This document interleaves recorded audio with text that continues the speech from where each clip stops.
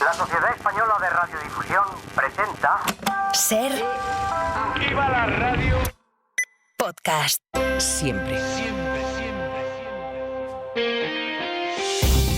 Las 7 de hoy por hoy. Ser Podcast. Desde que Irán atacó a Israel, el mundo espera la reacción de Netanyahu. Netanyahu ha dicho que va a tomar sus propias decisiones, que agradece los consejos, pero que las decisiones serán suyas. En realidad, no ha dejado de bombardear Gaza, pero con la tensión de lo que pueda pasar, se habla menos de lo que pasa. En estos 5 días, las autoridades gazatíes, en manos de Hamás, han denunciado el asesinato de 265 personas en la franja. Israel ha atacado 4 campos de refugiados. Ayer murieron al menos 4 niños, esta misma madrugada 5 niños más. Desde el sábado, la palabra que repite ahora todo el mundo es contención. Desde que empezó el conflicto, la respuesta de Israel a los atentados en los que Hamás mató a más de 1.200 israelíes, van casi 34.000 muertos en Gaza. Hoy por hoy noticias. Ser Podcast. Hola, buenos días. El foco internacional está puesto ahí, en el conflicto entre Israel e Irán, para evitar que derive en una guerra abierta. Es la prioridad de la Unión Europea, cuyos líderes han estado reunidos prácticamente hasta la medianoche. Tenían otros asuntos en la agenda previstos en este último Consejo Europeo, que será antes de las elecciones europeas de junio, pero Gaza, Israel e Irán han ido cambiando los planes. Este es el presidente del Consejo, Charles Michel, que ha pedido en nombre de Europa esta madrugada, un alto el fuego inmediato en la franja de Gaza, donde, como les decía, solo esta madrugada han muerto otros 5 niños por bombardeos de Israel. Israel, un país al que la Unión ha vuelto a respaldar después del ataque de Irán. Los 27 van a sancionar a las empresas que fabricaron los 300 drones y misiles con los que el régimen iraní atacó a Israel. Con esto espera Europa que el gobierno de Netanyahu rebaje un poco la intensidad de su respuesta y le siguen pidiendo contención. Pero Netanyahu va por libre. Y Elena Ayala, buenos días. Hola, muy buenos días. Agradezco a nuestros amigos por su apoyo en la defensa de Israel y todos sus consejos, pero quiero ser claro, tomaremos nuestras decisiones nosotros mismos. El Estado de Israel hará todo lo necesario para defenderse. Netanyahu se desentiende así de la presión de los aliados para evitar un conflicto a gran escala, pero todavía no sabemos nada de su estrategia para dar esa respuesta que dice que va a dar a Irán. El gobierno israelí lo sigue discutiendo. Ángel Villascusa. Netanyahu sí sigue sin aclarar qué harán, pero el primer ministro israelí ha sido claro, lo escuchábamos delante incluso de los ministros de Exteriores de Reino Unido y de Alemania, que la decisión es únicamente suya. Según el representante de la diplomacia británica, David Cameron, Israel ya ha tomado la decisión y van a actuar, aunque Reino Unido espera que sea de una forma que no provoque una escalada con Irán. La comunidad internacional presiona para evitar pasos hacia una guerra regional. Los 27 ayer en Bruselas reclamaron a Israel, pero también a Irán, la máxima contención posible, decía anoche el presidente del Consejo, Charles Michel, un encuentro en el que los 27 quisieron dar una de cal y otra de arena al gobierno israelí y al régimen de los ayatolás, porque decidieron ampliar las sanciones a Irán contra los fabricantes de drones y misiles, pero también exigieron a Tel Aviv un alto al fuego en Gaza. Será esta noche cuando el ministro de Exteriores español, José Manuel Álvarez, defienda en el Consejo de Seguridad de Naciones Unidas la decisión de España de reconocer, en cuanto sea posible, al Estado palestino. Aunque aquí en España el debate político está centrado sobre todo en Euskadi, mañana se acaba la campaña electoral y lo que sigue marcando el tono y los mensajes nacionales son las declaraciones del candidato de Bildu, Pello Ochandiano, aquí en la SER, en las que evitó definir a ETA como un grupo, como una banda terrorista. Alberto Núñez Feijóo pide ahora a Pedro Sánchez que firmen ante notario un compromiso conjunto para poner un cordón sanitario a Bildu. Le esperamos en cualquier notario en los próximos días para comprometer que no volveremos a pactar con Bildu en ninguna institución, salvo que Bildu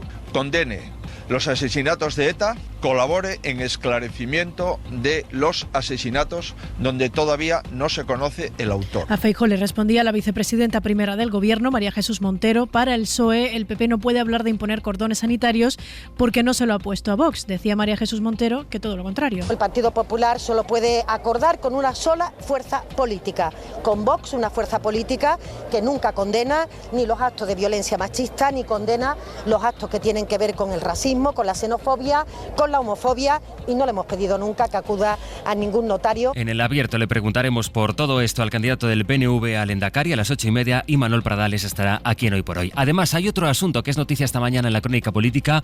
El PSOE ha tenido que rectificar y al final va a sacar a 3 fiscales de la lista de comparecencias en el Congreso en la comisión de investigación sobre la compra de mascarilla, el caso Koldo y otros contratos sanitarios durante la pandemia. El Partido Socialista había pactado con Bildu esas comparecencias en el Parlamento, pero esto ni lo apoyaba el fiscal general del Estado ni el propio ministro de Justicia, Félix Bolaños. Enfrente estaba también la oposición de Feijóo y del Partido Popular. Tampoco tiene sentido que los fiscales vayan a declarar a comisiones de investigación sobre temas que están instruyendo y que están conociendo en su condición de fiscales. Es lamentable, insisto, que llevemos a un fiscal a comparecer porque hay una serie de diputados que quieren desprestigiar el funcionamiento de la Fiscalía del Estado. Es jueves 18 de abril. Hoy es el día en que les Corts Valencianes van a empezar a tramitar la proposición de ley de concordia del Partido Popular y de Vox. Saben que esta es la alternativa que han diseñado estos dos partidos en la Comunitat Valenciana, pero también en Aragón o en Castilla y León, para sustituir el decreto autonómico de memoria democrática. Saben también que en estas llamadas leyes de concordia el PP y Vox evitan definir al franquismo como una dictadura. Pero eso no es lo único que se va a votar hoy en les Corts. También van a aprobar PP y Vox la tramitación de otras proposiciones que modifican, por ejemplo, el modelo de la radiotelevisión pública valenciana o las obligaciones de transparencia de los cargos públicos. Aunque lo que más ha enfrentado al gobierno valenciano con la oposición ha sido el contenido de esa ley de concordia. Radio Valencia, Natalens, buen día. Buen día. Una ley que debería llamarse de la infamia según la oposición, que anuncia que la recurrirá ante todas las instancias que pueda. Opina que es volver a la España en blanco y negro, supone una involución democrática y blanquea el franquismo. José Muñoz es el portavoz socialista. Hoy Carlos Mazón es el presidente de solo una parte de los valencianos, de aquellos valencianos que defienden a los represores de las libertades, de la igualdad y de la esperanza que significó el régimen democrático de la Segunda República. Pero Vox y el PP afirman que esta ley no hubiera hecho falta si con la ley actual no se hubiera roto el consenso. La Segunda República no fue ni pura ni ejemplar. Según el popular Miguel Barrachina, se reconoce también a las víctimas de ETA, que ahora los socios de Sánchez niegan como organización terrorista. Permite respetar y tributar homenaje a las víctimas del franquismo, pero también recordar a aquellas víctimas del terrorismo, y a día de hoy socios preferentes del gobierno de Pedro Sánchez siguen negando la existencia de terrorismo. La novedad más destacada, Sastre, es que se remonta hasta 1931 para incluir a la Segunda República. Hasta luego, Ana. Hasta luego. Ayer les contábamos cómo Reino Unido ha prohibido que los nacidos a partir de 2009, los que ahora van a cumplir o tengan ya 15 años, compren tabaco, y de por vida además.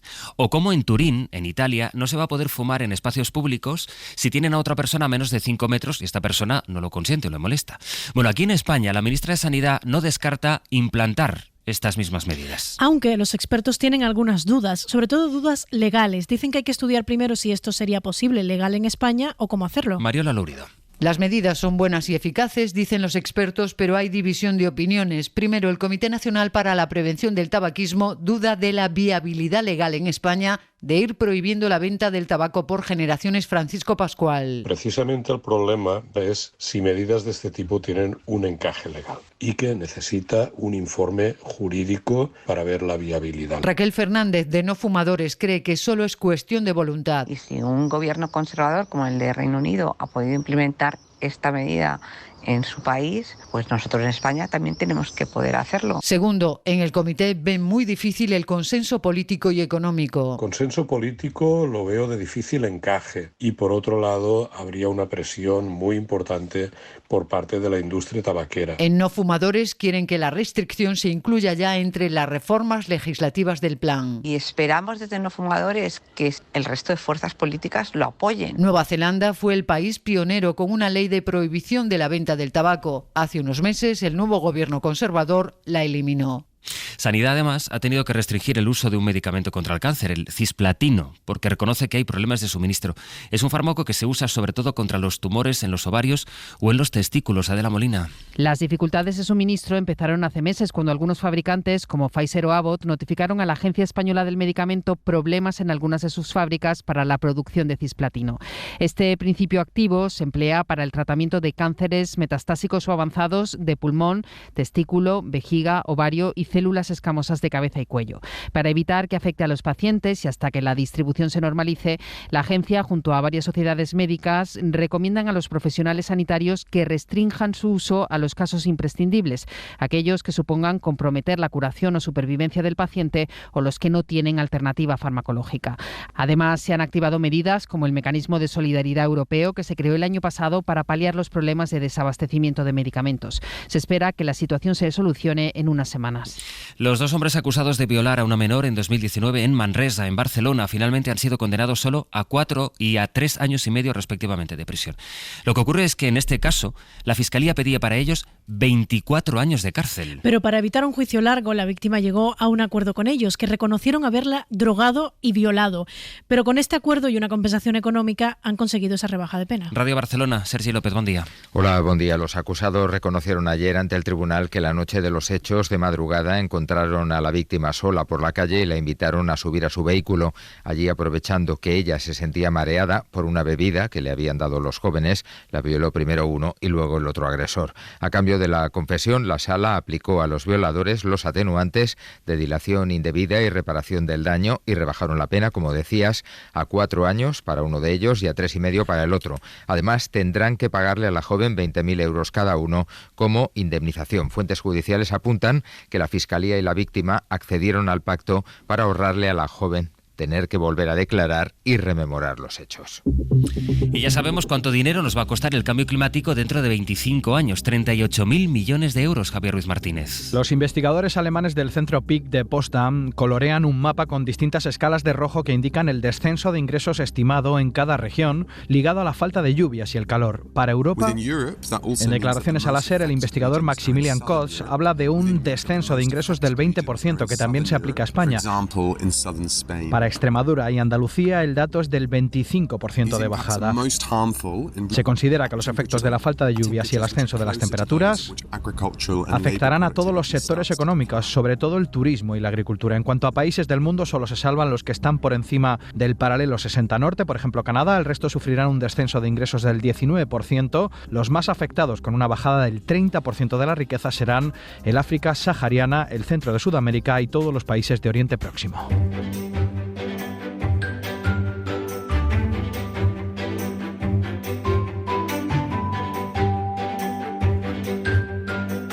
Esta mañana, en el tiempo en el que conectamos con dos compañeros de dos de nuestras emisoras, Daniel Rodríguez desde SER Toledo. Hola Daniel, buenos días. Buenos días, Astre. Y en Bilbao, por si tuviera poco con la campaña, Isabel León. Isabel Egunon. ¿Qué tal, Egunon? Mira, iba a empezar contigo, pero es que Dani me propone una noticia, es imbatible.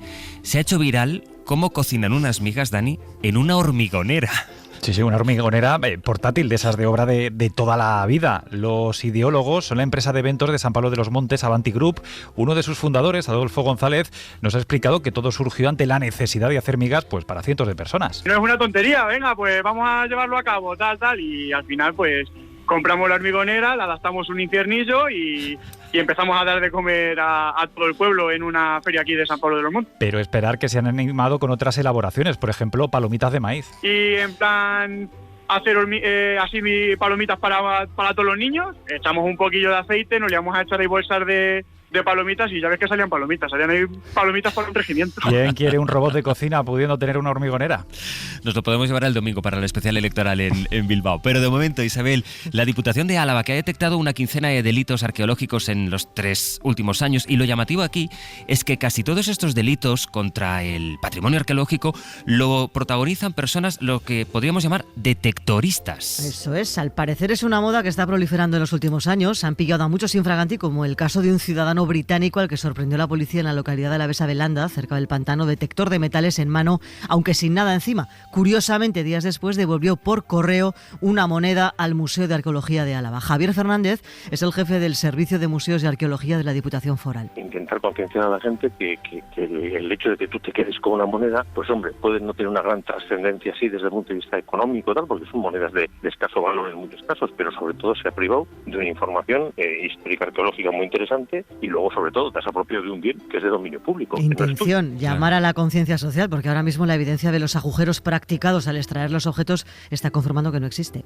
Y las reacciones a la despedida de Raúl García, al anuncio de que cuelga las botas, que son distintas, tienen su aquel si hablamos con los árbitros. Eso es, hemos charlado en Ser Deportivos con David Fernández Borralán, que en 20 segundos resume con esta anécdota quién ha sido para ellos Raúl García. Recuerdo que el Vicente Calderón le pité una falta por zona media de campo y era a favor de él y tal, y me protestaba, y yo digo, oye, Raúl, que es a favor tuyo, y seguía protestando. Digo, Raúl, es que ya, digo, no te entiendo ya, y le decía eso porque hasta pitándole falta a favor de él, aquel día, no, pero es que el anterior y tal, y yo ya digo, mira, imposible. Imposible, esa es la palabra. En más de 800 partidos solo ha sido expulsado 6 veces en Liga, pero en su carrera ha recibido 206 tarjetas amarillas. 206 amarillas. Bueno, y una imagen, Dani, muy poco habitual, un lince que se ha pasado por un pueblo de Albacete. Sí, el lince de Munera, que no es el apodo de un boxeador, es que un lince ibérico se dio una vuelta por las calles de esta localidad de la provincia de Albacete para sorpresa de los vecinos con los que se cruzó. El alcalde de la localidad es Desiderio Martínez. Eso es una incógnita, la verdad que es raro que estos animales que son tan difíciles de ver en el campo y lo hayamos tenido el privilegio de poder verlo en la ciudad. Bueno, uno de esos vecinos alertó a la policía local, que le guió hasta el entorno natural donde fue perdido de vista. El animal se presupone que pudo llegar desde la provincia de Ciudad Real en busca de comida. Singular, desde luego. Dani, Isabel, gracias. Hasta luego. Hasta luego, un abrazo. Adiós.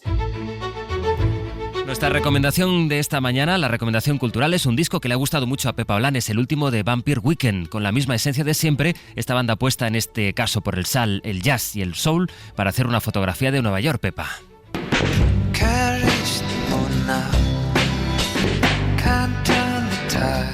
Fueron un grupo de moda, pero Vampire Weekend demostró que eran algo más. A la vista está que han sabido evolucionar con su música sin venderse a modas o expectativas. Hoy les recomendamos por ello su nuevo disco, Only God Was Above Us. Solo Dios está por encima de nosotros. Es la frase que pronunció, por cierto, un pasajero del vuelo que sobrevivió tras un accidente en 1988.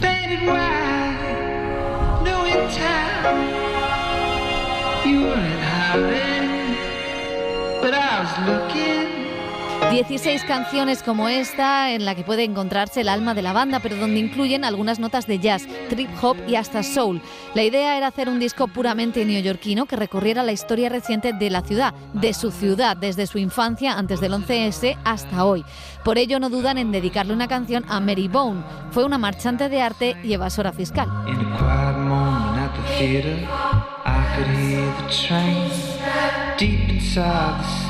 En el disco hay de todo, canciones con más ritmo y también momentos en los que se dejan llevar, como en Hope, que dura casi 8 minutos. Por cierto, que los Vampire Weekend van a estar a finales de mayo en Barcelona, dando concierto en el Primavera Sound. Para no perderte ningún episodio, síguenos en la aplicación o la web de la SER, Podium Podcast o tu plataforma de audio favorita.